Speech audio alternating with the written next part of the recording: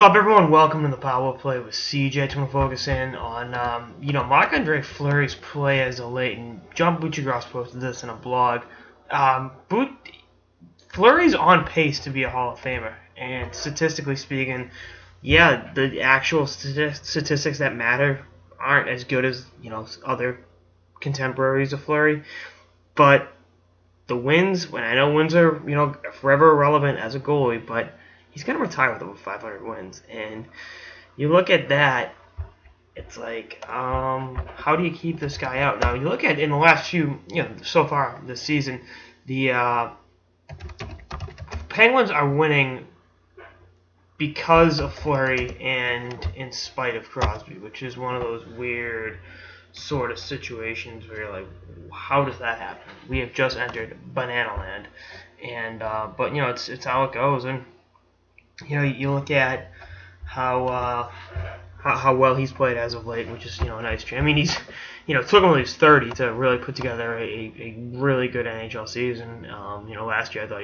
he played very well, and he played very well in the playoffs last year too. I mean, I think last season may have been one of his best goals against average, season goals against average wise, and was the playoffs last year.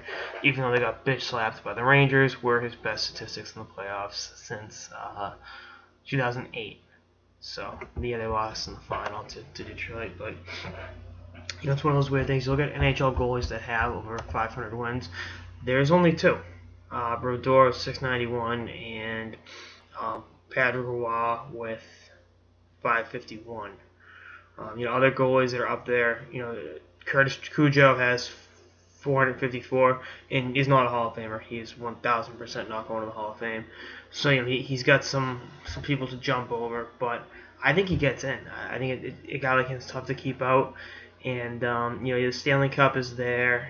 A lot of other things aren't working in his favor, but career winning percentage, the raw number is going to be there, and that's going to get him into the Hall of Fame. And it's just one of those weird things, and he'll be 31 later this month. So, and I think he's got a couple years of really, really good hockey. I mean, goalies are playing well later into their 30s. Look at the Bruins won the Stanley Cup with a 37-year-old Tim Thomas. I mean, Roberto Luongo is playing some great hockey down in South Florida. He's 36. Ryan Miller, Henrik Lundqvist, those guys, none of them are getting any younger. So it's just one of those really, really weird situations. But I think end of the day, Flower will be top 3 winningest goalie. And whatever you think of wins as goalies, and pitchers are the same way for that matter. You got to say to yourself, you know what?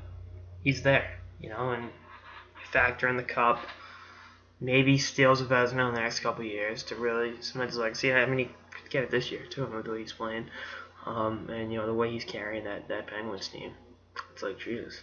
It looked like, all right, good goalie on a great team for a while, and now it's like he's kind of a great goalie on a team that's underachieving. So it's one of those weird situations. Again, I'm gonna keep sounding like a broken record because it's banana land with Flower. You never know what you're going to get. I mean, he can struggle mightily, and then, you look at the 2009 playoffs, it seems like they won the cup in spite of him.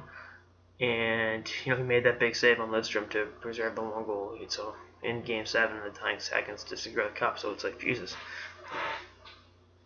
It's a wild ride with Marc-Andre Fleury.